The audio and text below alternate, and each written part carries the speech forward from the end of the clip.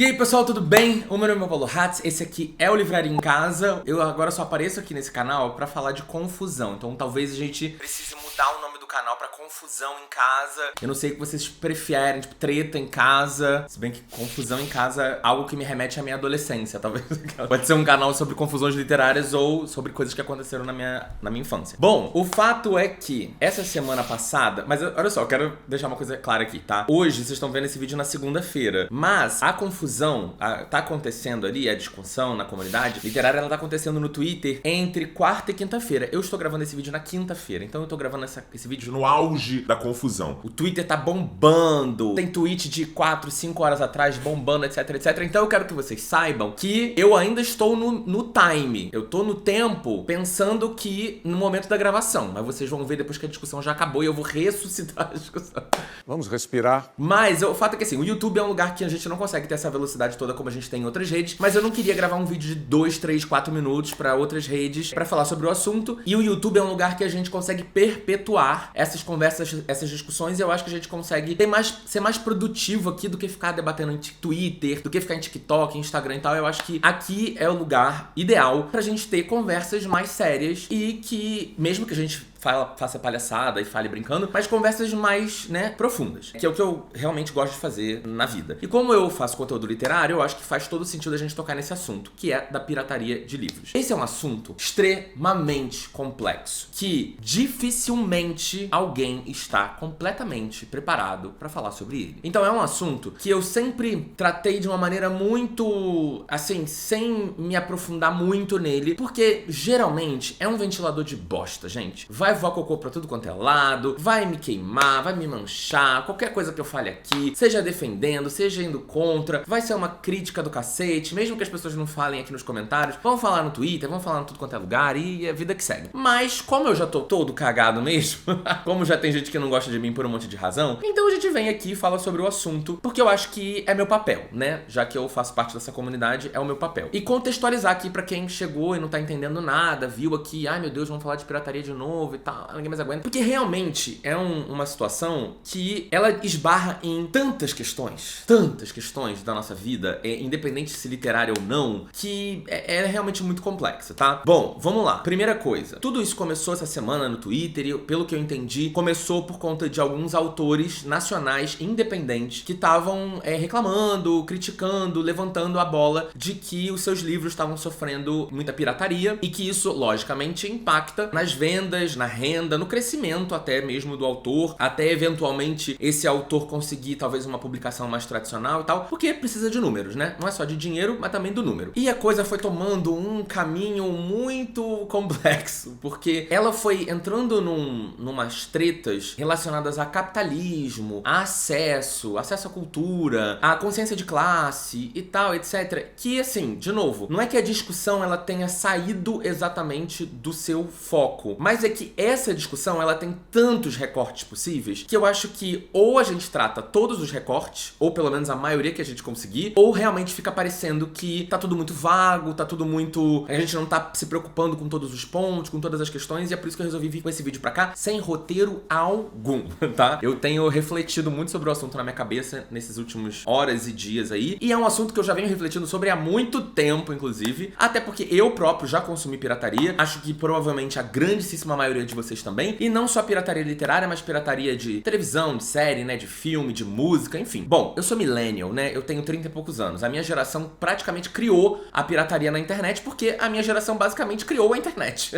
Quando a internet surgiu, eu tinha 10 anos de idade, e desde então estou ali cronicamente viciado, e a pirataria, quando a gente fala, obviamente ela já existia pirataria no mundo físico, naquela época já existia, por exemplo, CD pirata, já existia um monte de coisa pirata naquela época. A internet facilitou tanto o acesso a tanto material que realmente a coisa se complicou muito mais nos últimos anos. Mas calma, vamos com calma, porque eu quero exatamente apontar aonde a coisa começou a sair um pouco do controle, na conversa toda, na discussão toda. O Thiago Neiva, que é um criador do BookTok, inclusive conhecido meu, amigo meu, a gente se segue, etc. Não vou passar pano. Acho que a forma que ele se posicionou não foi a melhor forma, e eu acho que abriu exatamente caminho para as pessoas levarem a conversa para um outro lado, E quando a gente é criador de conteúdo, principalmente quando a gente tem uma plataforma grande, a gente precisa ter cuidado. E quando eu falo de cuidado, hoje em dia, por exemplo, no meu Twitter eu basicamente escrevo um monte de coisa e apago tudo, né? Porque a gente vai crescendo e a gente não é mais só uma pessoa física, né? As coisas que a gente fala são tomadas como verdade, as pessoas às vezes levam por um lado errado, às vezes levam pro lado certo, mas a gente não tem muito controle do que a gente fala, então precisa se ter muito cuidado com a coisa toda. Porque o ponto que foi levantado pelo Thiago é um ponto exatamente sobre o que eu já tinha levantado antes, sobre a questão de acesso, né? Acesso à cultura, principalmente para camadas mais pobres da sociedade,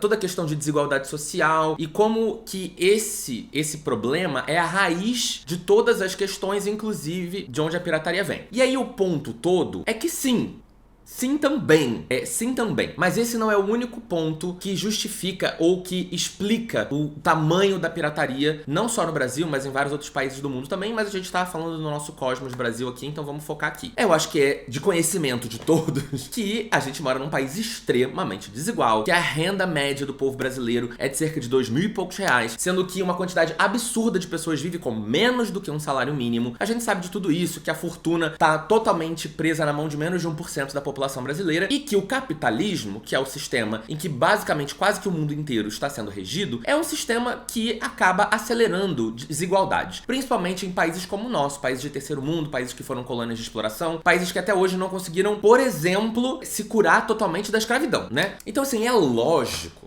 e isso é muito evidente, que a falta de acesso, especialmente por causa de falta de recurso, ela ocasiona uma série de questões, né? Inclusive a pirataria e muitas outras questões também. E o Thiago até trouxe alguns pontos, por exemplo, pré-venda de livro tá R$100, lançamento de livro tá super caro e tal. E de novo, nada disso é uma mentira. A gente sabe, inclusive recentemente eu fiz um vídeo lá no TikTok, não sei se eu fiz pro Instagram também, acho que fiz pros stories, falando sobre o lançamento do livro da Britney, que foi uma estratégia da editora aqui do Brasil de colocar o preço lá nas alturas pra capitalizar em cima do boom do momento, mas a gente já tá vendo que esse preço tá caindo. Agora na Black Friday, por exemplo, eu já vi o livro da Britney por 60 e poucos reais, sendo que ele lançou por 120 há, nem um mês atrás ou um mês atrás. E de novo, sintomas do capitalismo, de um sistema que, especialmente num país desigual como a gente vive, ele se alimenta exatamente dessa desigualdade. Porque a classe trabalhadora se mata pra ajudar o rico, o empresário, a ficar cada vez mais rico. Não existe como a classe trabalhadora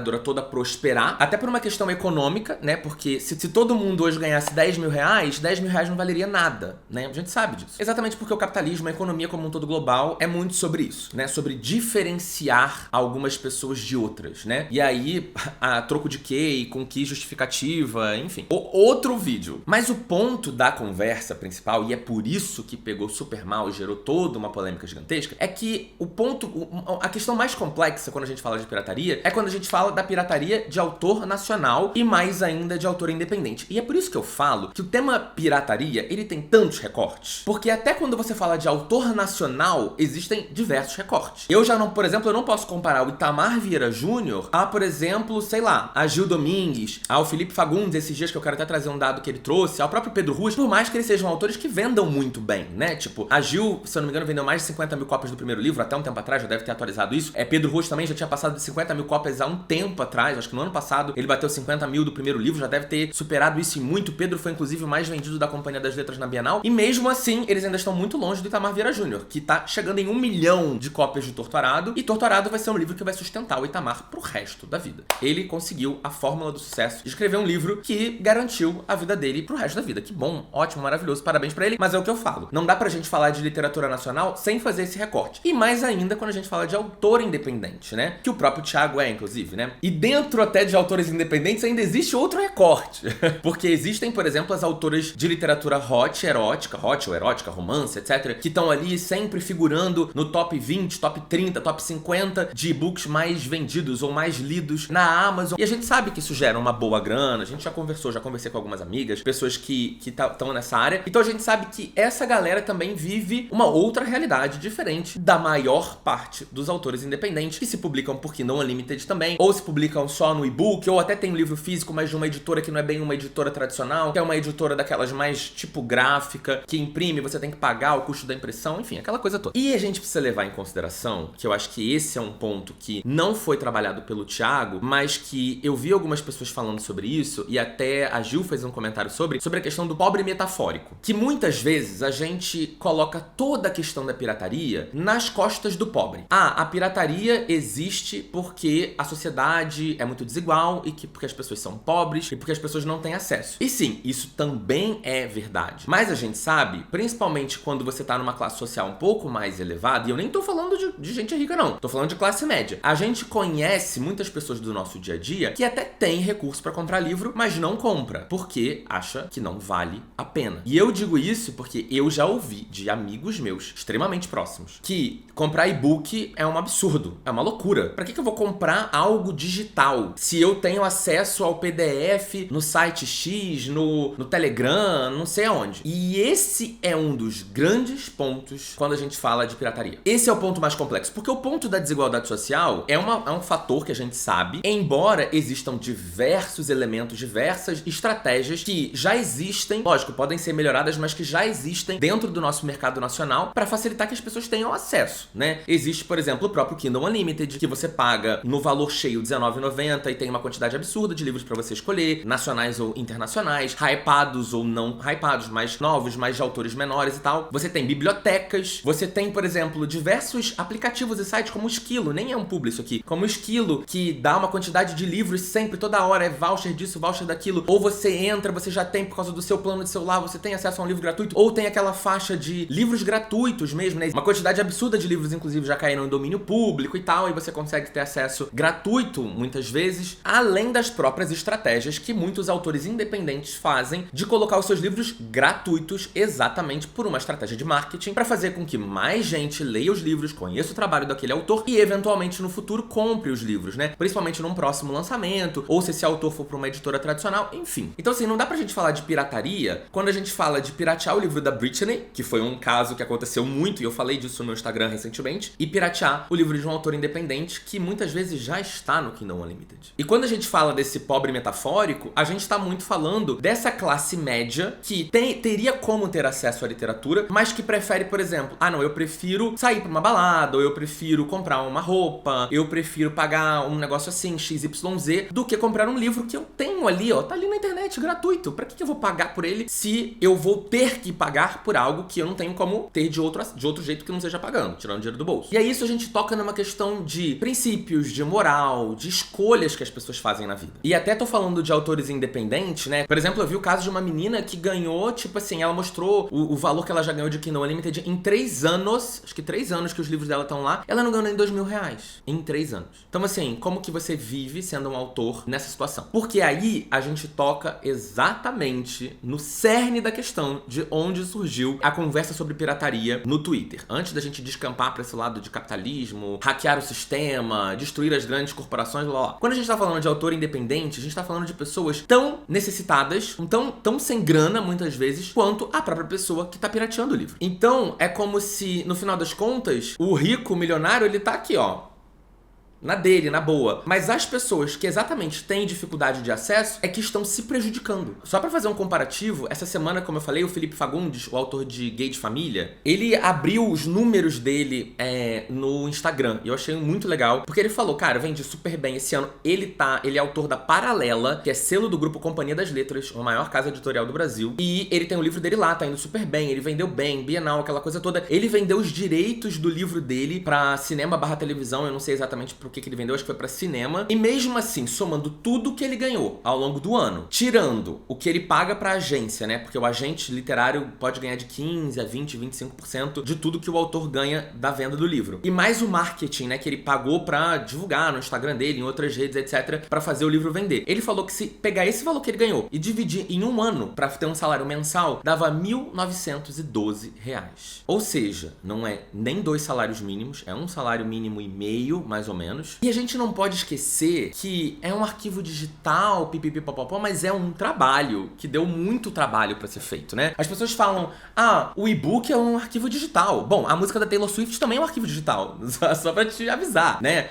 A não ser as pessoas que compram vinil, CD ainda, hoje em dia, que a gente sabe que são muitas, mas que não são a maioria, mas a música da Taylor Swift também é um arquivo digital, e por isso ela não vale, né? Ela não tem valor só porque o e-book também é um arquivo digital. E eu acho que toda essa discussão, ela não é que ela leve a gente pra algum lugar, mas ela é importante de ser tida de vez em quando, porque eu acho que é importante que a galera que consome pirataria converse sobre isso e pense sobre o assunto para que eventualmente ela possa não consumir mais. Eu acho que esse deveria ser o nosso objetivo. A gente não tem como proibir, a gente não tem como entrar na casa da pessoa e falar você não vai fazer isso, você não pode fazer isso. A gente tem que se esforçar, todos nós como comunidade, eu inclusive como criador de conteúdo que tô aqui agora fazendo um vídeo, me posicionando e falando sobre esse assunto, tentando entrar no máximo que eu conseguir em todos os detalhes desse assunto, porque é um trabalho de conscientização que leva tempo. E muitas vezes é esse trabalho de mostrar pra pessoa que por mais que aí eu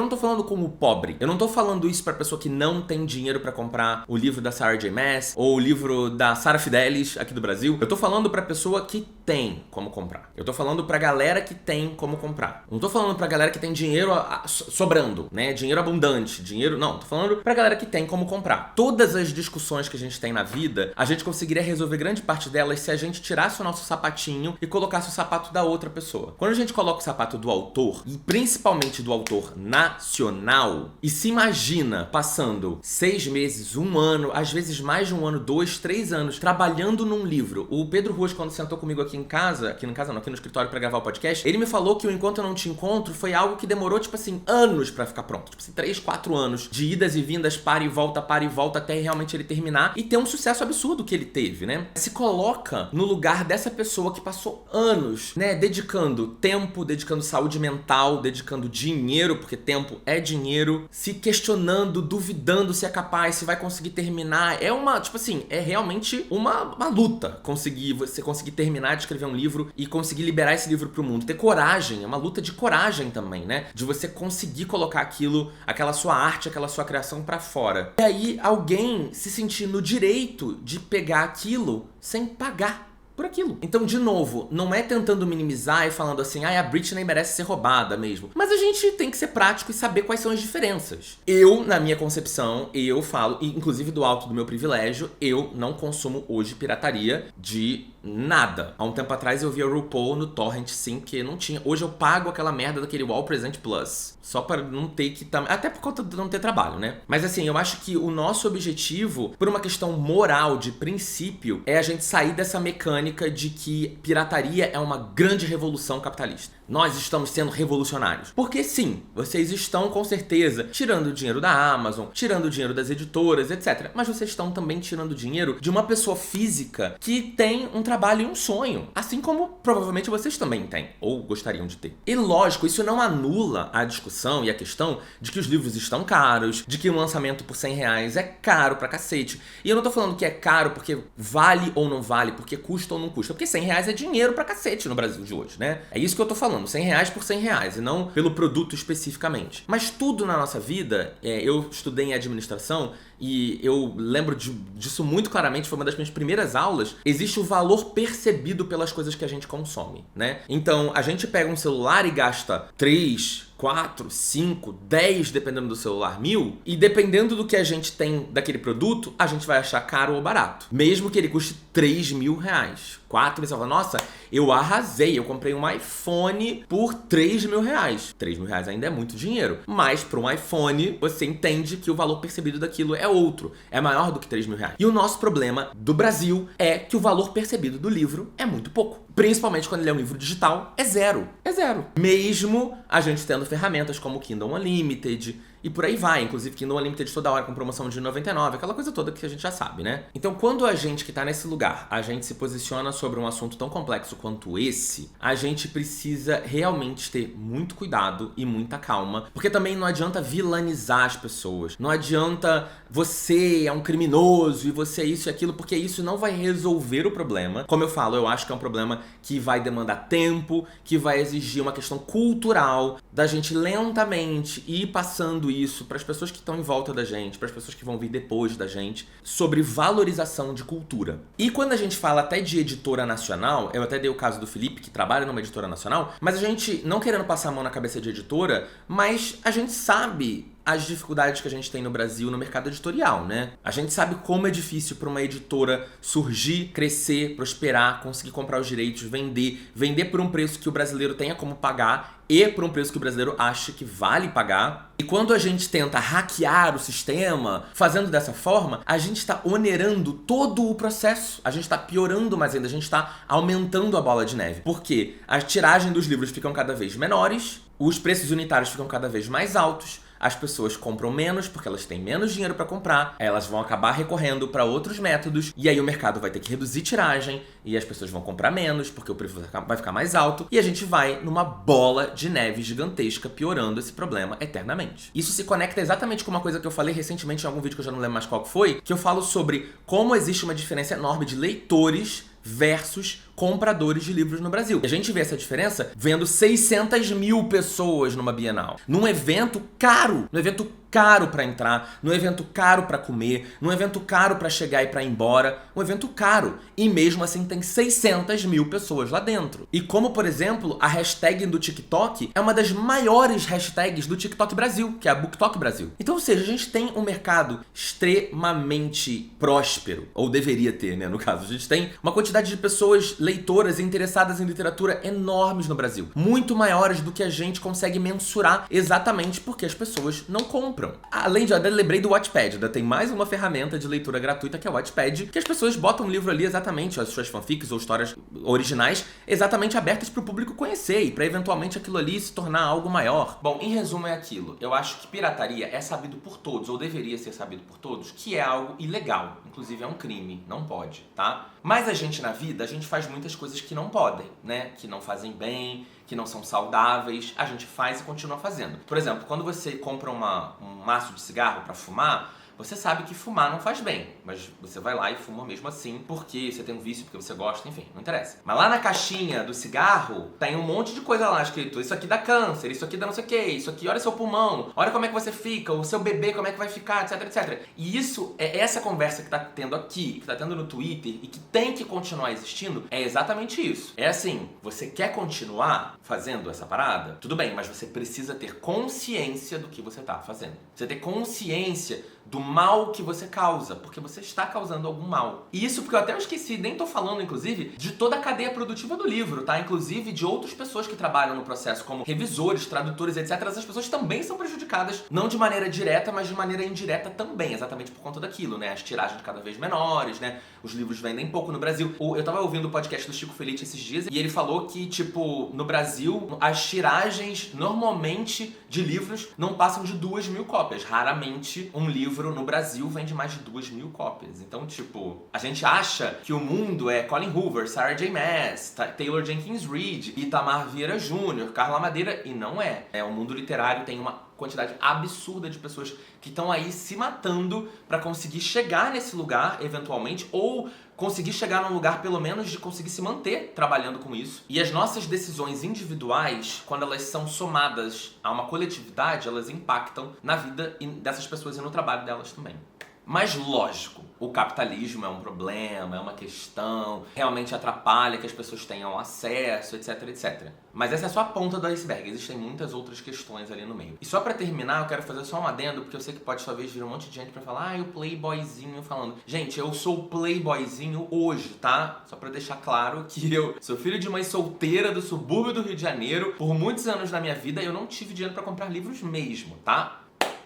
Só pra deixar claro que eu tô falando porque de situações que eu vivi da minha vida, tá? Não só coisas que eu acho que são, não, sabe? A minha vida não é a novela do Manuel Carlos, não era. Muito, muito longe de ser, inclusive. Bom, espero que vocês tenham gostado dessa discussão. Eu acho que ainda tem muitas outras coisas que a gente podia discutir, muitas outras coisas pra entrar, mas eu acho que o ponto principal, talvez eu tenha conseguido falar sobre ele aqui, trazer e levantar esse ponto, mas, de novo, eu não sou o dono da verdade, eu não sou um grande especialista, um grande entendedor do assunto, eu não estou dentro das editoras, eu não sou um autor independente, então está aberto os comentários para todo mundo conversar com calma, com paciência, com parcimônia. Comentem aqui embaixo, continuem a discussão, vamos continuar todo mundo leia os comentários também, porque eu sempre acho que tem outros pontos de vista que precisam ser ouvidos. E também, se vocês quiserem saber de mais coisas e terem mais pontos de vista, vão lá no Twitter e procura pirataria. Só bota na sua busca assim, pirataria, vai aparecer uma caralhada de tweets sobre esse assunto que eu tô falando aqui. Dá um like nesse vídeo que me ajuda muito, se inscreve no canal, me siga nas redes sociais que eu tô em todas elas. Apareçam sempre aqui pelo canal, por favor.